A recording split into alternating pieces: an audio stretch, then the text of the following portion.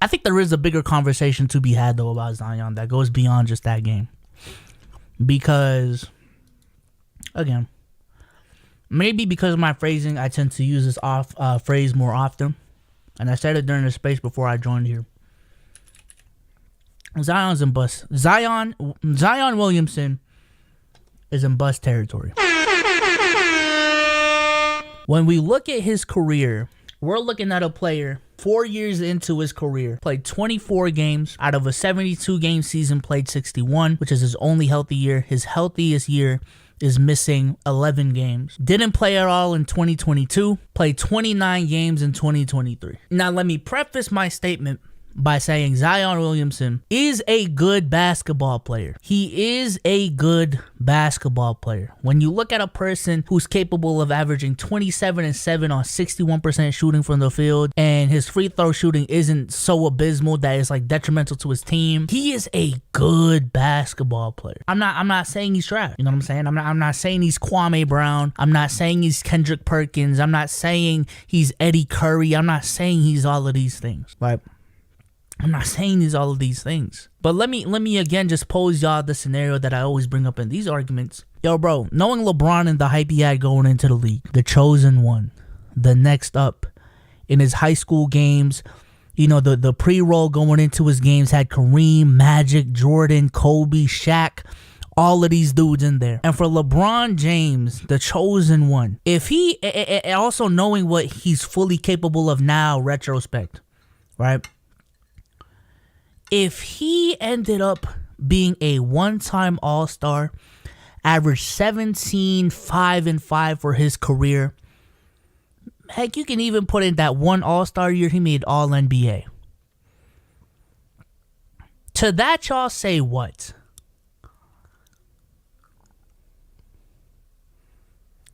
To that, y'all say what?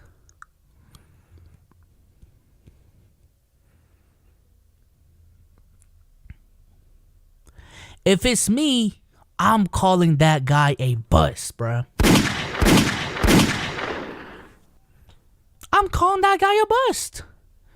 I don't care if he had a 15-year career. Bro, you were supposed to be the next Jordan, my guy. You're supposed to be the GOAT. You were supposed to be the franchise cornerstone that my franchise was supposed to build around for the next 10, 12, 13 years. You were supposed to lead us to multiple finals appearances. You were supposed to be a perennial MVP candidate, this, that, and the third. And you ended up being a one-time All-Star, one-time All-NBA. Yo, bro, you're a bust.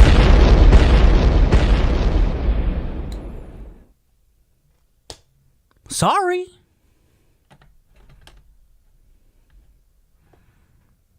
So when I look at Zion, I'm not gonna call him a bust right now.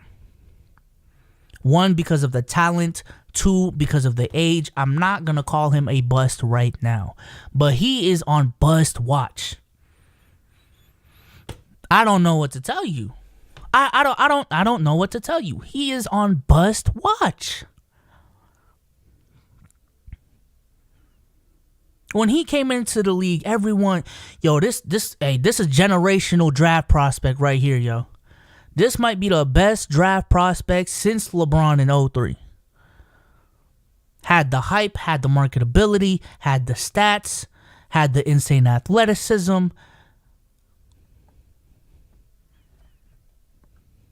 Bro's a freak athlete. Went to Duke and dominated there.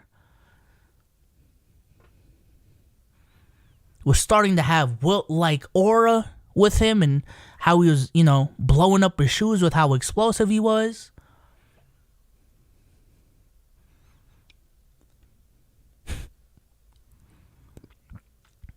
I remember it. And this pains me to say because I am a Zion fan. I'm a Zion fan. Listen, I was Team Zion going into the draft. Y'all could have called me a bandwagoner.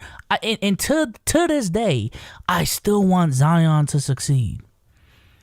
I want the best for Zion. I'm a Zion fan. But when do we start having real conversations? You know what I'm saying? Shout out to the 210 in the building.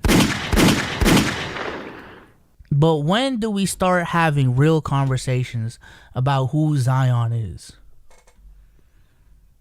When are we going to start having conversations about how they made a mistake at the very least drafting Zion over Ja? When do we start having those conversations, dog?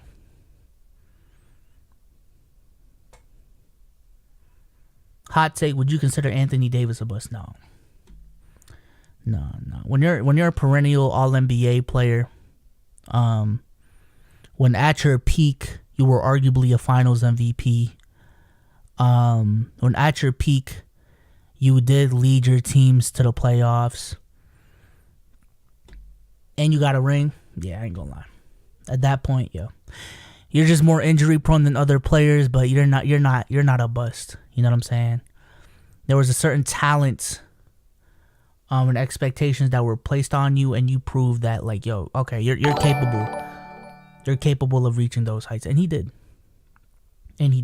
Now, do I think he underachieved in the sense of everyone was saying, yo, this might be a generational player, in terms of, yo, this guy has a potential to be a top 10 player of all time. He's gonna be the leader of championship teams, like be the true alpha and shit like that. Yeah, I would say he underachieved in that department, but nah, I can't say he's a bust.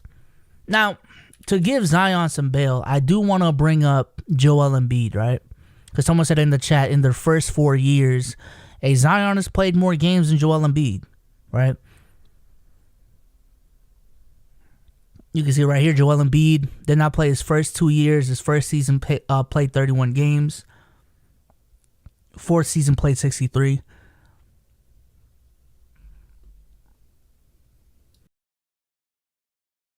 So I do agree this is a good counter argument, and this is also why I can't say right now that he is a bust, right? But what I would like to say is that before Embiid played, before the 2017 season, and I think he was so talented in the 2017 season, we're like, okay, let's give him a shot. But like before then, yo, bro, I don't know, man. It's looking iffy.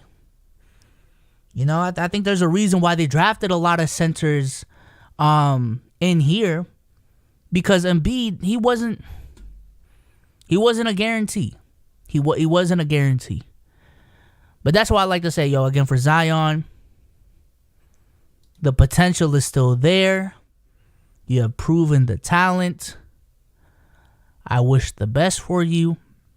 But until proven otherwise, yo, bro, you're on bus watch.